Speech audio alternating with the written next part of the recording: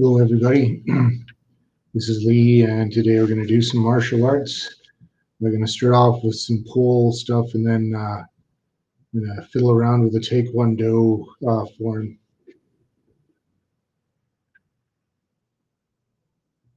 Just make sure I've got everything in frame.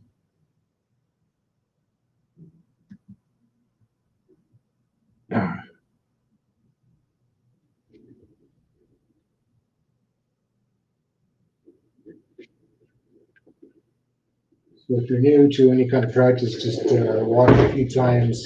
Do a warm up at your own time. Let's see.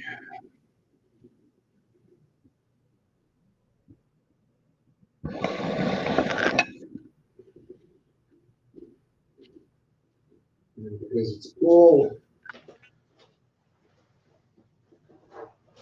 grabbing a pole.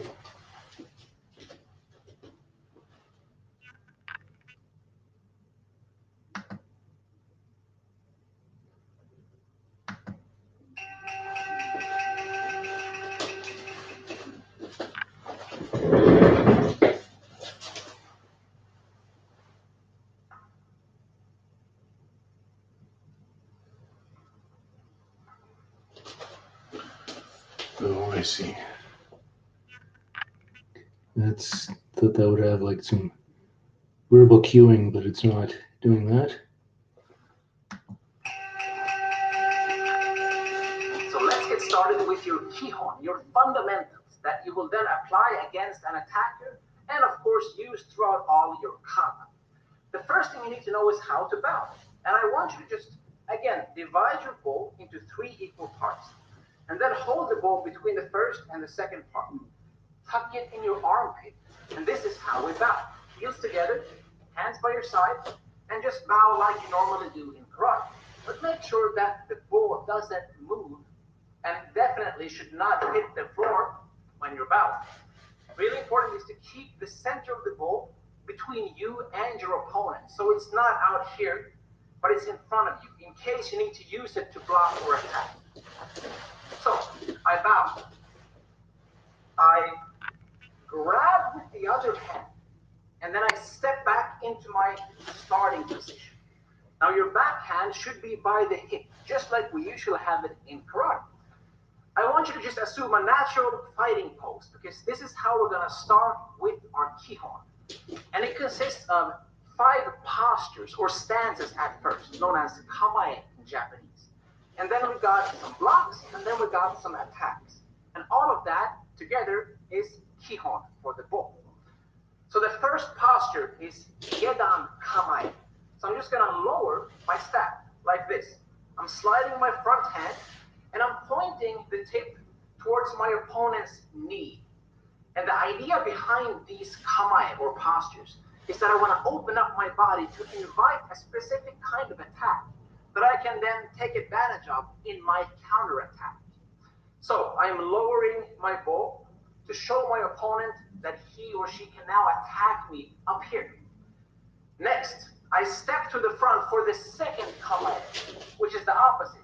So now I'm inviting a low attack instead by opening up and exposing my midsection. So this end is now pointing towards my opponent's nodo or throat in Japanese, as the bow is held high above my head, and you can see it's a slight angle down. From this position, I go into my third kamae. So I just lower my back hand to my opposite hip right here. This end is still pointing towards the throat area. Now, fourth posture is I just simply slide back into the side kamae or hustle kamae in Japanese. Hustle means that you can move in 8 directions.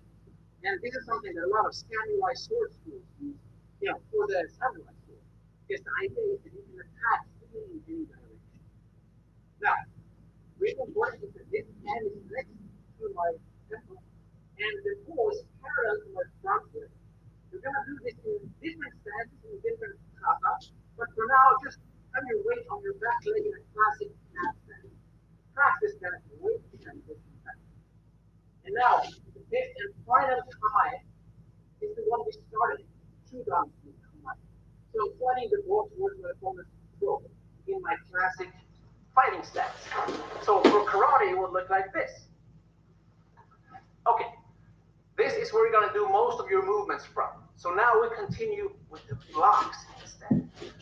The first block is when you slide back and do an outside block, like this. So make sure that the ball goes past the midline. All you do is basically like you would do without any weapon in karate, this way. So you deflect your opponent's attack. Your backhand is still being held at the hip. Now I'm going to shuffle to the front for my second block, which is an inside block. So straight from here, I slide and I go past my body the other direction as I twist the ball. Now, my third block, I sink back into the chest and I lift the ball above my head so that I'm watching just right under my ball. And it's at an angle, just like your classic high karate block. Imagine you want your opponent's attack to slide off your weapon. And again, I mean, my cat stance. But in different kata or kumite, you will also do it in other positions. But now, with the basic version, we do it in the cat. I step back for my fourth block. As I now hold the ball diagonally. And this is a low block. So in my cat stance, as I then block, I step back and I cut down at a 45-degree angle and I stop as I go past my leg. So imagine you're blocking a lower hand. This hand stops right in front of your chest, like this. Now, I lift my ball as I twist my legs to my feet to the front for the last and final block, which is the karate. And the stance, the stance, really important, is called TaeKwonDo, which means it's a stable stance. The idea is that it's almost like a mix between Kibanashi and Shikonashi. So it's a little bit more open, and my back foot points to the side, while my front outside edge of the foot points to the front. My block goes past my leg and is parallel to this hip. This hand is parallel to my temple. And this is my fifth and final one. I then return my starting position. And I continue with my attacks. The first attack is a sliding thrust, a new deep speed. Now, in karate, it would look like a classic backhand reverse punch, right? The same mechanics. So I slide and I thrust this way, and then pull it back. That's all I do. Slide, thrust, pull it back. The second attack is also a thrust, but it's a front hand thrust. So imagine punching like a jab with your front hand as you sink down into your Kudo-dachi again. So look, I am rotating the ball. So it's super stable and secure in my armpit. And it stops right under my chest, like this. Twist your hand, super important. Now, I step back. As I dip this end down, I release the other end from my armpit into my low thrust, which looks like this. So imagine you're attacking your opponent's knee or foot, and the action looks like a hammer fist, body mechanics, because a weapon is just a natural extension of the body. Now, next technique, I lift the kick. And now I do a really important attack that you're going to do all the time, called Jodan Uchi, an overhead stroke. And the important point here is to pull with your left hand instead of pushing with your right hand. So this is aim and controlled. This is the power hand as you step. So you stop it with your right hand, but you start it with your left hand. And the mechanics is kind of like if you're throwing something. So imagine you're throwing a spear or a stone or something like that. As you then step through to the attack. Okay? And stop with your tip pointed at the throat because you always want to have something in front of your own body to protect it between you and the opponent. Now, the next technique is the reverse of that. So I slide to the front and I do a Fudiyage Uchi. Look, bang, like this. And really important is that it goes straight up. Common mistake is that people do like this. So they go across your body, but that's not a straight strike. You want it to go straight up between your opponent's legs or towards their elbow or another vital point. So stop here at horizontal level. And now from this position, to prepare for my next attack, I need to go over my head. And now I prepare my side strike, my yokoichi. By pulling with this hand, I drop down and I strike this way. Again, I'm in my Fudo Dachi. Really common and important stance. Now, the very last attack. I shift my weight back as I lift my bow above my head, like a helicopter, basically. And then I drop down again as I twist my hand and I secure the bow behind me in my Ura Uchi. Let me show that one more time from here. I lift and I attack. Now, when you do it in thin air, you're gonna hit yourself a little bit in your ribs, but obviously if you hit your opponent instead, you're not gonna hurt yourself, you're gonna hurt your opponent. So you might get a few bruises when you do this in thin air, but that's fine. Now, make sure that this is facing in that direction. You don't want to pull the ball like this because if you hit something, you might let go. You want to actually have it behind and pushing the force with your partner. And now from here, I release and I go back to my starting position. And then I finish.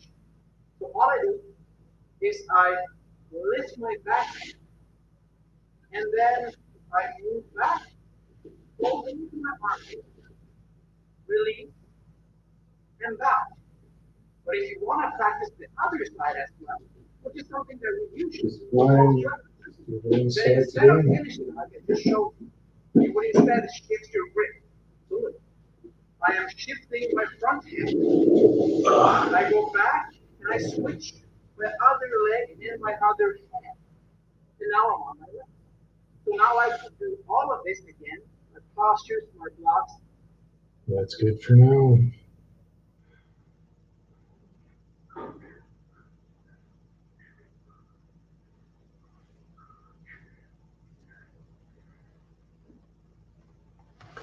So now doing some Taekwondo and form that I've never done before.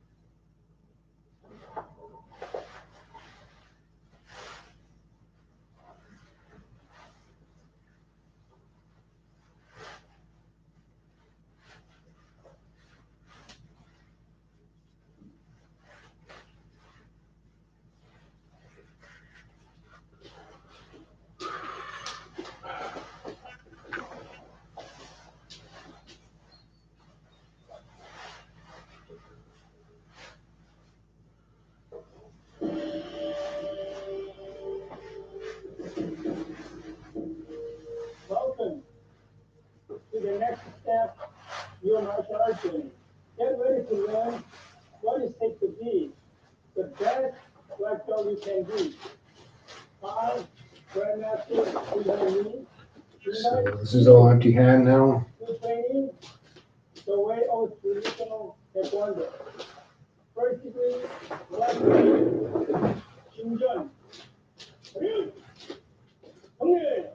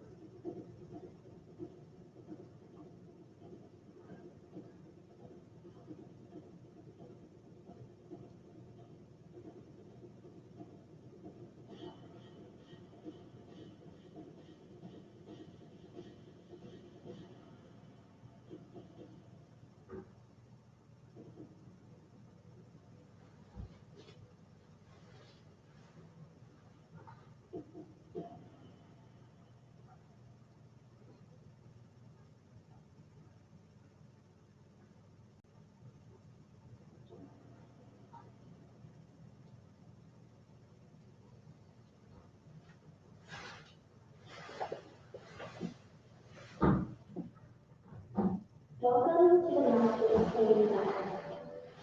Please select the destination to begin practical training. You have 1 minute or stay.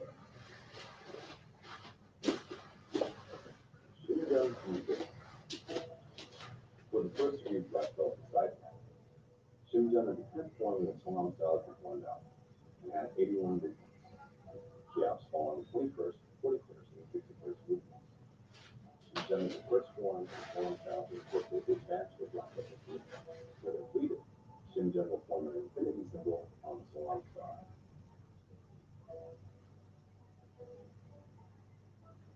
The ancient John takes the east of Chayet, and the segment 1. Stepping out to a 45-degree angle into the middle stance, the first 5 moves are left of left one block, right up shift punch, left of shift on block, right punch and left punch. Left of left one punch, right up shift punch, segment 2. Step your left foot with your left foot to a right back stance. The next 2 moves are left advance double right hand block and left circular double right hand block. Left advance double right hand block. Right stop kick, right axis, right under blue side kick, right high low block, left high low block. Then stepping with right foot taking up into a rear stance. The right tension, right high low block. Right stop, left axis, right under blue side kick, left high low block. Right tension.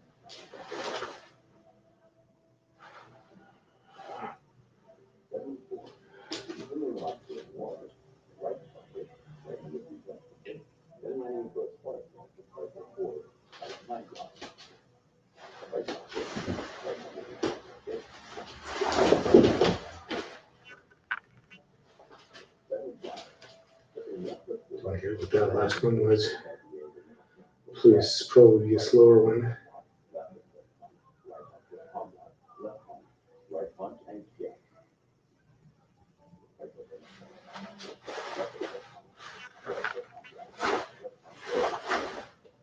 Seems to be repeating itself anyway. Right foot directly to the left into a left back stance. Right advance double right hand block. Right circular double right hand block. Right advance double right hand block. Continuing towards the west. Stop kick landing to the middle stance. Left back stance. Left under three side kick landing to a close stance. Left X block. Left kick block. Crossing over. Then turning 180 degrees to the south. Left foot into a rear stance. Left tension low punch. Left stop kick. Left back kick. Left under three side kick. Left X block. Left. Right knee straight. Left tension low punch. Second eight. Continuing to the south. Left under left stop kick. Left under three jump kick. Landing into a sparring stance. Left line back kick.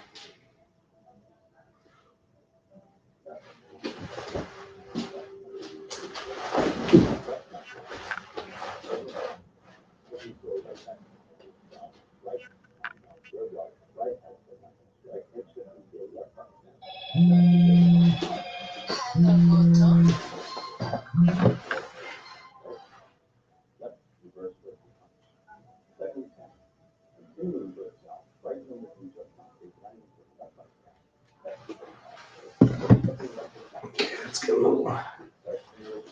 On this side.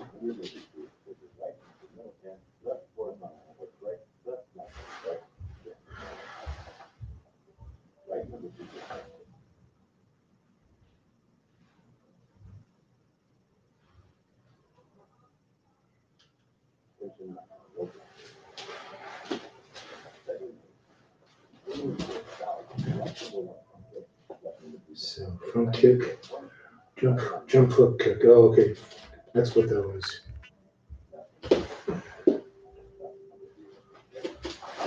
Jump hook kick. Not gonna jump too high because my left knee's still injured, but it was a jump hook kick, so now.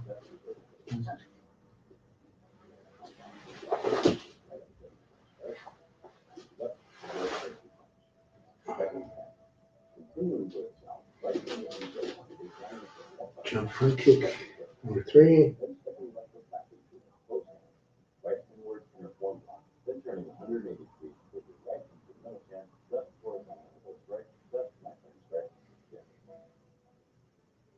Right number 2. Right inward inner forearm, left horizontal elbow. Second 11. Continuing to the side, stepping your right foot into a face. Knife hand X look, something. Left knee strike. Then stepping your right foot further left into a rear stance. Right tension, rear hand lock. Right slow, into the throw. Left knife hand. Left knife hand straight. Left knee straight. Right tension, rear hand lock. Slow, into the throw.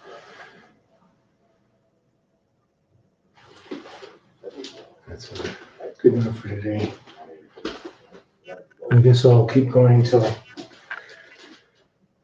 my coffee link comes up. So back spin kick.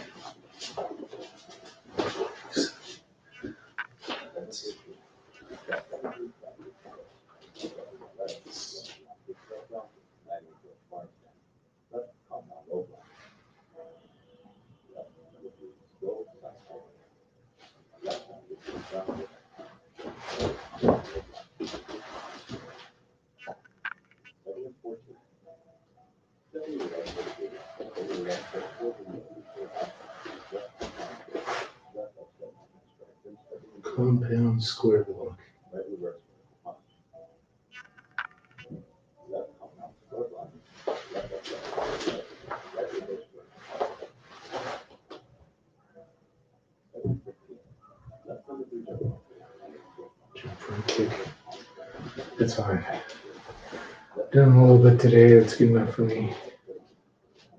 It's a brand new form for me anyway.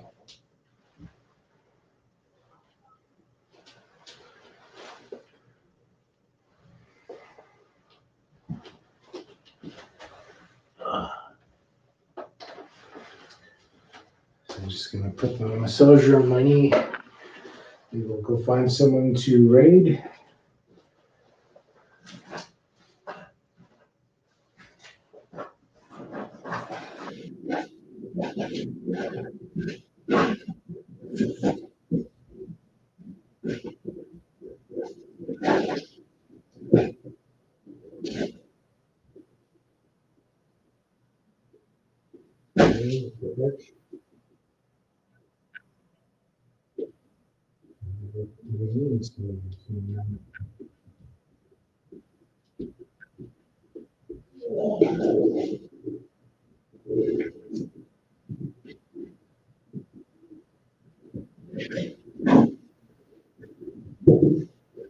There they are. There's everybody.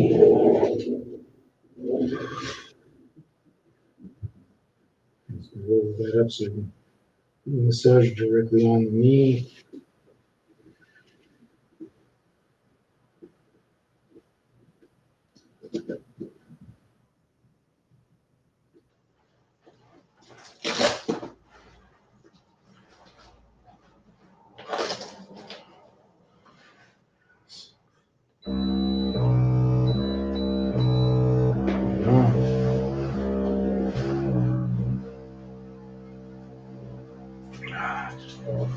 Too good enough.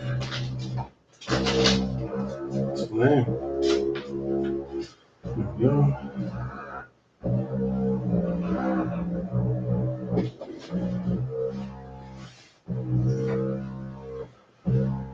Cover up so the laser doesn't zap me in the eyes. I don't need artificial laser surgery.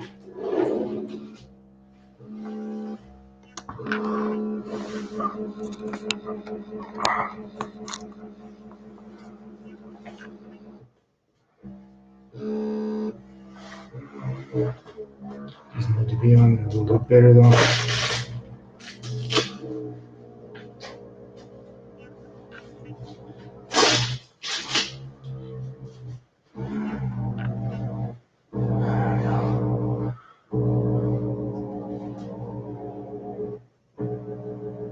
3 more minutes till my Kofi line comes up.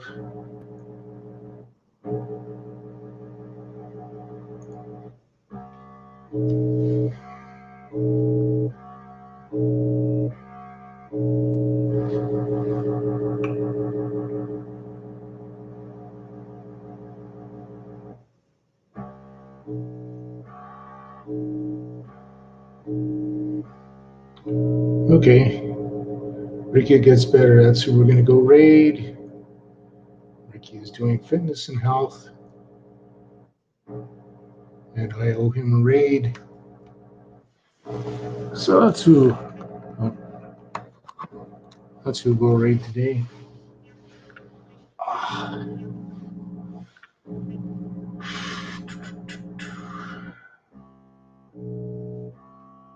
We have this Kofi Link thing happening.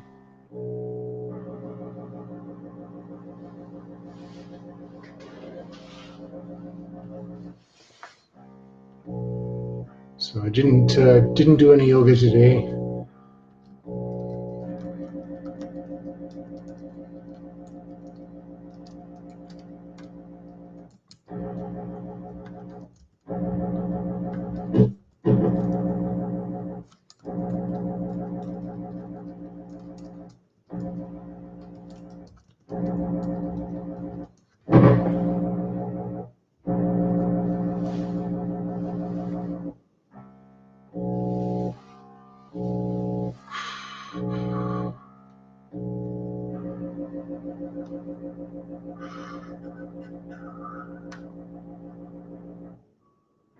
We have this Kofi Link thing happening.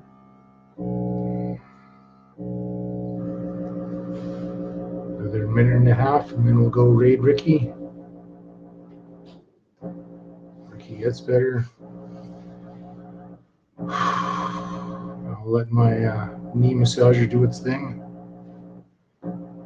Could probably go on for like 5, 10, 15 minutes at a time.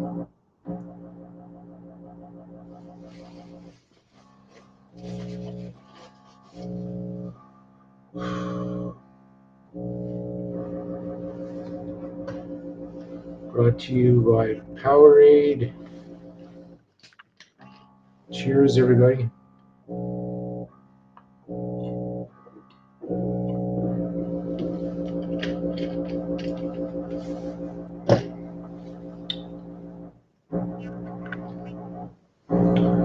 Okay, less than a minute before the Kofi link comes up, and then we'll go raid Ricky.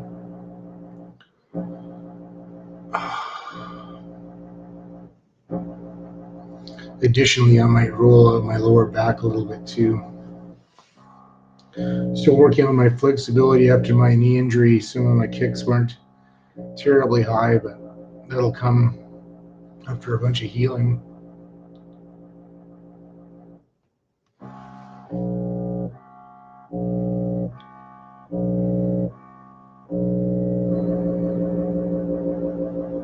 And I just have the medium heat on my knee. Any moment now, the Kofi link should be coming up.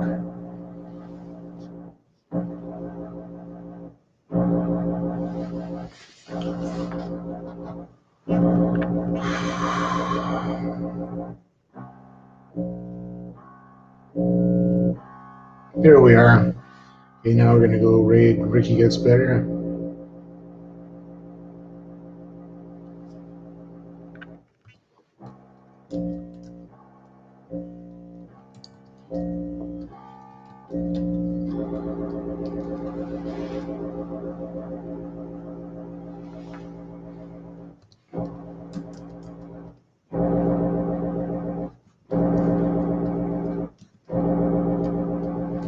Ricky Get Better. Sorry, that's the channel. So thank you everybody for joining me. I'm gonna go raid Ricky now, and I'll see you next time. I'm still gonna do the yoga streams. I might alternate yoga one stream, martial arts the other.